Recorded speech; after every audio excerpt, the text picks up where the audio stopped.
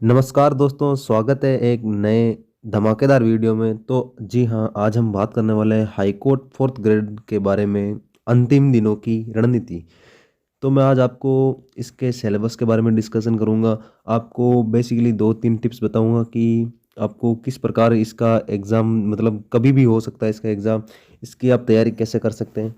Basically मैं आपको दो तीन की पॉइंट बताऊंगा जिससे कि आपकी तैयारी बेहतरीन हो सकती है। आप इसमें बेहतरीन नंबर ला सकते हैं। आपको इसमें पता ही होगा कि 85 प्रश्नों का तो पेपर होगा और 15 प्रश्नों का होगा इसमें मूल्यांकन, यानी आपका इंटरव्यू होगा। तो अपने को 85 अंक की कैसे तैयारी करनी है, फिर मैं आपको बताऊंगा कि आप मूल्यांकन की कैसे तैयारी कर सकते हैं।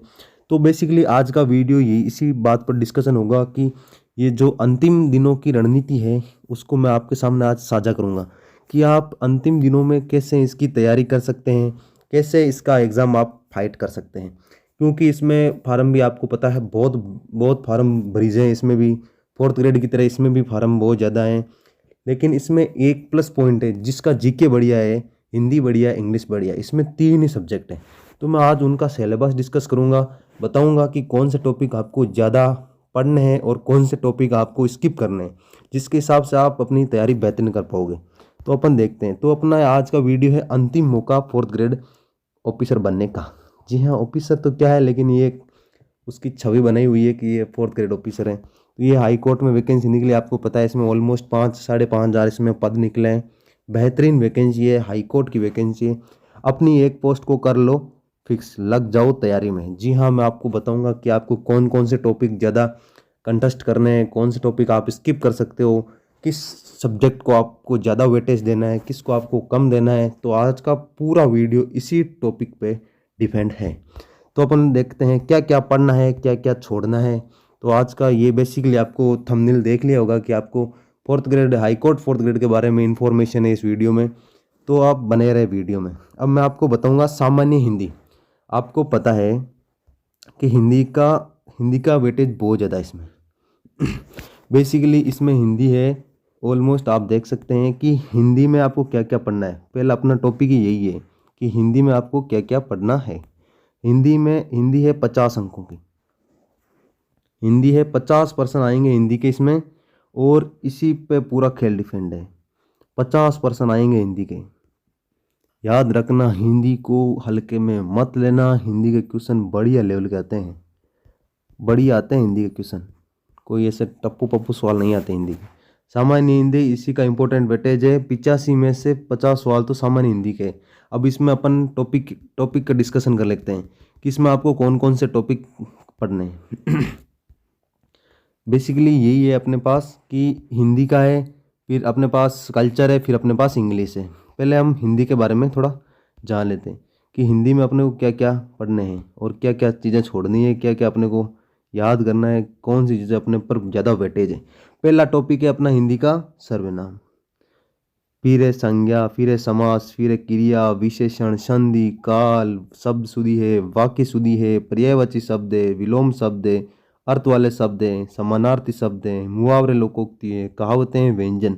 तो मैं आपको इसमें बेसिकली बताऊंगा कि आप संज्ञा टॉपिक को ज़्यादा वेटेज दें, और विलोम शब्द और पर्यायवाची को तो रट लो। मैं बता रहा हूँ, रट लो इनको तो, क्योंकि 3 या 4 सवाल आएंगे इसमें, ज़्यादा आएंगे, लगभग 5 6 सवाल पर्यायवाची और विलोम शब्द में से आएंगे। तो मेरा मानना है कि आप हिंदी को बहुत ज़्यादा टाइम दो। मतलब आप 5 घंटे पढ़ते हो तो 3 घंटे तो हिंदी को दो।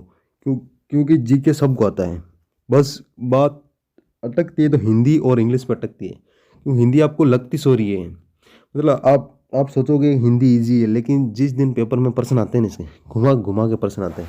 तो मेरा मानना है कि आप हिंदी को थोड़ा ज़्यादा वेटेज दो। हिंदी के सभी टॉपिक को एक बार पढ़ लो, उनका रिवीजन कर लो, एमसीक्यू लगा लो जहाँ से लगाना है। अगर आप बोलोगे तो मैं आपको स्पेसिफिक हिंदी के बारे में बताऊंगा कि आप इस टीचर से पढ़ो, ताकि आपका हिंदी में डर खत्म। अब हम बात करेंगे कि इंग्लिश का सिलेबस क्या है इसमें। इंग्लिश का भी अहम योगदान रहेगा इसमें। इंग्लिश में आप देख सकते हैं, इंग्लिश के आपको पता ही होंगे, इसमें पर्सन आएंगे ऑलमोस्ट 10% आएंगे इंग्लिश के। इंग्लिश का ज़्यादा वेटेज नहीं है, लेकिन तो भी याद करना है। इंग्लिश एक टफ सब्जेक्ट माना जाता है। इंग्लिश है राजस्थान वालों के लिए तो वैसे भी एक रामबाण है ये।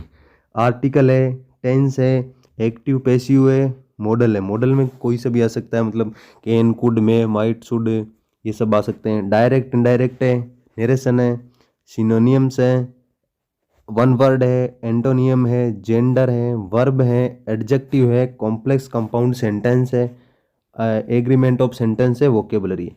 इसमें तो बेसिकली एक टॉपिक से एक क्वेश्चन आएगा। ये थोड़े ज़्यादा टफ पड़ते हैं, एंटोनियम, सिनोनियम, वन वर्ड, ये थोड़े क्या है कि ये थोड़ा एसएससी लेवल के आ जाते हैं। इसमें यही होता है कि थोड़ा अपने जिसका मेमोरी बेस ज़्यादा है वही इन सवालों को कर पाता है, और इसमें कोई हिस्सा भी ज़्यादा नहीं है। आप बेसिकली पढ़िए, सबसे इजी टॉपिक है।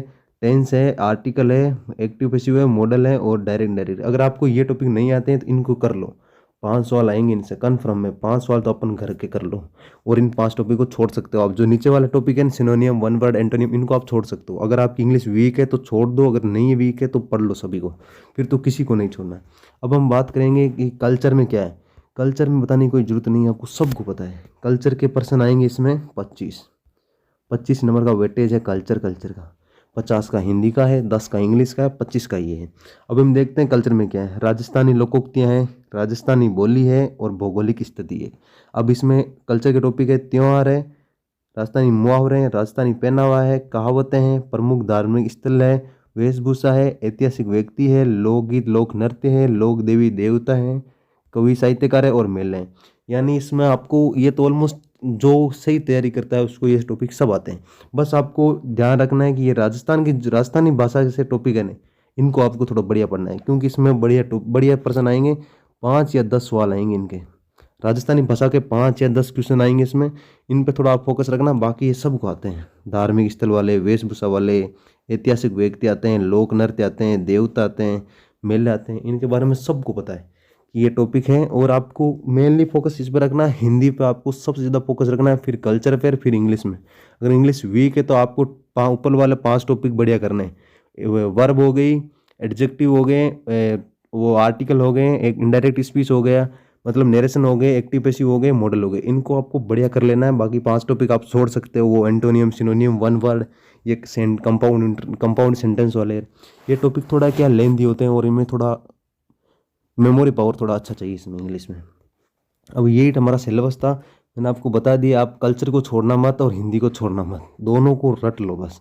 जितने दिन बचे ना आपके पास, अभी एग्जाम डेट का कोई इतना इश्यू है नहीं है, तो तब तक रट लो इनको। बढ़िया वैकेंसी है, 85 नंबर का इसमें है। नो नेगेटिव मार्किंग है, इसमें कोई नेगेटिव मार्किंग है। तैयारी में लग जाओ, अभी भी मौका है आपके पास। इसमें आपको पता है नेगेटिव मार्किंग है नहीं, 85 का पेपर होगा, 15 का इंटरव्यू होगा। बस अपना मेन पहले फोकस है कि पेपर को बढ़िया करना है।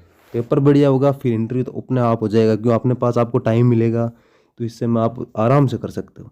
तो ये आज का मेरा वीडियो था। अगर पसंद आए तो लाइक करना, सब्सक्राइब करना। मिलते हैं नए वीडियो में नए टॉपिक के साथ। जय हिंद, जय भारत।